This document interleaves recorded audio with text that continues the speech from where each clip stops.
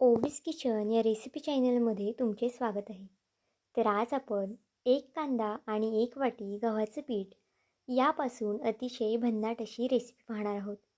कदाचित यापूर्वी ही रेसिपी तुम्ही कधीच केली नसेल, पण जर एकदा केली ना तर अगदी आठवड्यातून 3 ते 4 वेळा नक्कीच कराल.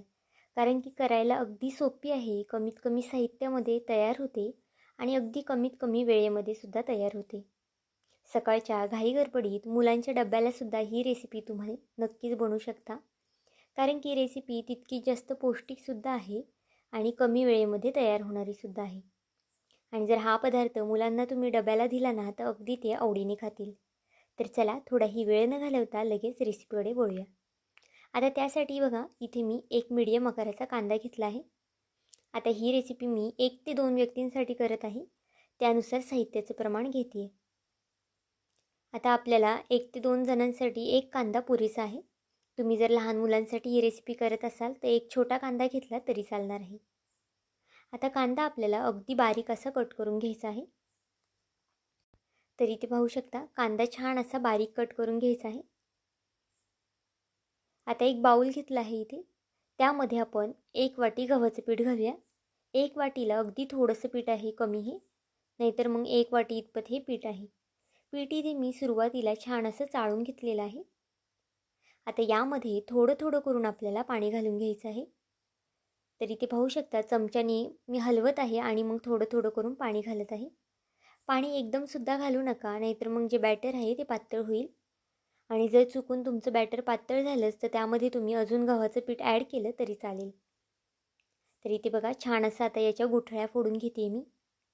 इथपर्यंत व्हिडिओ पाहिलाच आहे आणि व्हिडिओ थोडा जरी आवडला असेल तर व्हिडिओला एक लाईक आणि एक सबस्क्राईब नक्कीच करून घ्या. कारण की नवीन यूट्यूबरसाठी तुमचे एक एक लाईक एक एक सबस्क्राईब हे खूप जास्त मोलाचं असतं. तर बघा सगळ्या गुठळ्या याच्या मी मोडून घेतलेल्या आहेत. अजिबातच गुठळ्या वगैरे यामध्ये ठेवायच्या नाही आहेत.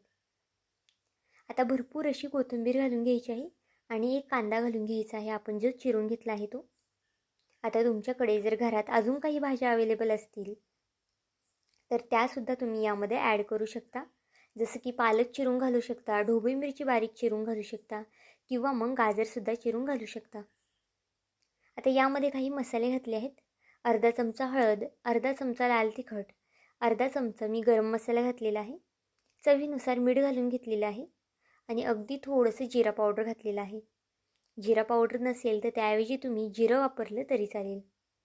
तरी ते बघा बॅटर थोडंसं घट्ट वाटत होतं, त्यामुळे मी थोडंसं पाणी ॲड केलेलं आहे. आता इथे मी 1 वाटी गव्हाच्या पिठाला मला 1 ग्लास इतपत पाणी लागलेलं आहे. तर इथे पाहू शकता बॅटरची कन्सिस्टन्सी अगदी आपल्याला या पद्धतीने ठेवायची आहे. जास्त पातळसुद्धा नाही आणि जास्त घट्टसुद्धा नाही. तर चला बॅटर बनून झालेलं आहे. आता आपण गॅसवरती एक पॅन तापत ठेवूया. आता सुरुवातीला इथे थोडंसं जास्त तेल घालते मी. नंतर तेलाचं प्रमाण आपल्याला अगदी कमी करायचं आहे. पण जो सुरुवातीचा डोसा आहे तो शक्यतो खाली चिकटला जातो, त्यामुळे तेल थोडंसं जास्त घालायचं आहे. आता तुम्ही तेलाऐवजी तूप वगैरे वापरलं किंवा मग बटर वापरलं तरी चालेल. तर बघा आपण नेहमीचं ज्या पद्धतीने डोसा करतो ना त्या पद्धतीने हा डोसा आपल्याला पांगवायचा नाही आहे. अगदी व्हिडिओत दाखवते त्या पद्धतीने टाकून घ्या डोसा. अगदी छान अशी जाळी पडते. आपण यामध्ये सोड्याचे वगैरे सुद्धा वापर केलेला नाही, तरीसुद्धा तुम्ही इथे पाहू शकता किती छान जाळी पडते. आता बारीक गॅस करून हे 3 मिनटं मी झाकण ठेवून घेतलेलं आहे. आता हा डोसा शिजायला एक 4 ते 5 मिनटं लागतात.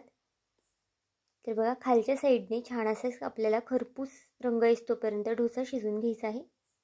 आता पहिला डोसा असल्यामुळे थोडाफार खाली चिटकू शकतो, पण जर जे नंतरचे डोसे असतात ते अगदी सहज निघले जातात. तरी ते बघा व्हिडिओत दाखवते त्या पद्धतीने हा जो डोसा आहे तो अगदी व्यवस्थित असा तुम्ही पलटी करून घ्या. या डोश्याला जर तूप लावलं ना आणि मुलांना दिला ना तर ते अजून अगदी आवडीने खातील. बघा पलटी करून झालेला आहे आणि किती छान अशी जाळी पडलेली आहे. शक्यतो मुलं चपाती वगैरे खायचा कंटाळा करतात किंवा मग खातसुद्धा नाही. पण जर तुम्ही अशा पद्धतीने त्यांना डोसा वगैरे करून दिला ना आणि त्यामध्ये भरपूर अशा तुम्ही यामध्ये भाज्या घाला, अगदी पौष्टिक अशी ही रेसिपी मुलांच्या डब्याला बनू शकते आणि अगदी कमीत कमी वेळेमध्ये तयार होते. त्यामुळे नक्कीच एकदा करून बघा.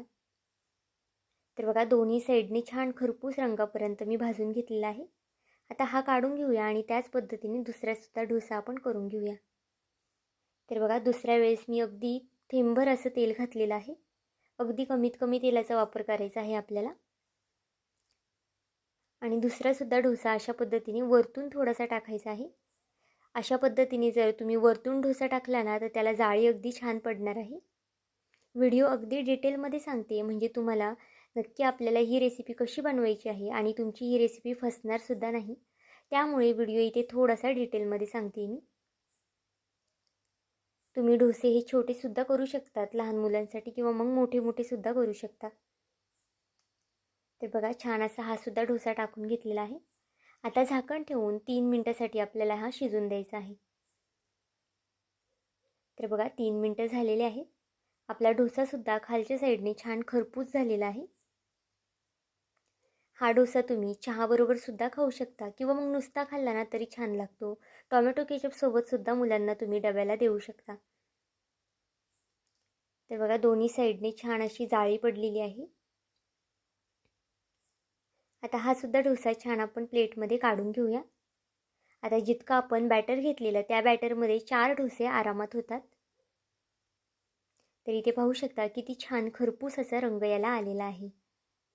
अगदी मऊसूतसुद्धा होतात आणि जर तुम्हाला कडक करायचे असतील तर कडकसुद्धा होतात. तर इथे बघा एक जो डोसा आहे तो मी थोडासा कडक केलेला आहे आणि जो दुसरा आहे तो अगदी सॉफ्ट केलेला आहे. तुम्हाला जसे आवडतील तसे हे तुम्ही डोसे करू शकता. नक्कीच एकदा ही रेसिपी ट्राय करा आणि आवडलं तर तुमच्या मित्रमैत्रिणींसुद्धा शेअर करा. आता ही रेसिपी मी इथे टोमॅटो केचपसोबत सर्व केलेली आहे. तुम्ही चटणीसोबत किंवा मग नुसती खाल्ली तरीसुद्धा चालणार आहे. तर आजची ही रेसिपी तुम्हाला कशी वाटली मला हे कमेंट करून नक्की सांगा आणि चॅनलवरती नवीन असाल तर चॅनलला एक लाईक आणि एक सबस्क्राईब करायला विसरू नका.